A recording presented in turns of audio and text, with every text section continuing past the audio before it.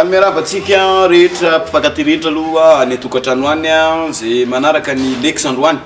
antisika tranakiraiky le miarabatsika rehetra azakaka raha totokotany tsika mahay mikapikapoka re maheno tabataba tseroa resaka momba ny mpifankaty moa ny resaka isika androany zany amty fotoana androany ty be debe tokoa ny mpifankaty mpifankaty e zay mihitsy resaka androany resaka mpifankaty be debe mpifankaty indraindray ohatrany hoe miady indraindray tsy mifanara-tsaina fa rehefa misaraka ane tsy tafaraka de sasany ohatrany hoe te hamony tena marary fo de rendretireny zavatra lalovany mpifankaty daholo reny indrindra ny mpifankaty vao misondrotra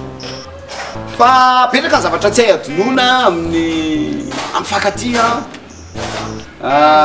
nisy fitenena mihitsy ary moa ndraindray hoe ny lehilahy vao mity ho nitahaka ny voalavo tsy manalava tsy lavaka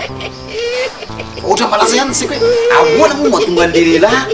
ohatsa ny voalavo ny voalavo aloha iarahantsika malala fa rehefa taitra de ny maizina ny vondreny voalohany ka ny fantany apetraka aizako aiza am'le maizina moa zany ny tena vondreny lehilahy mahatonga azy ohatra ny voalavo ny voalavo koa rehefa taitra de lavaka ny azy ny kendreny voalohany izy tsia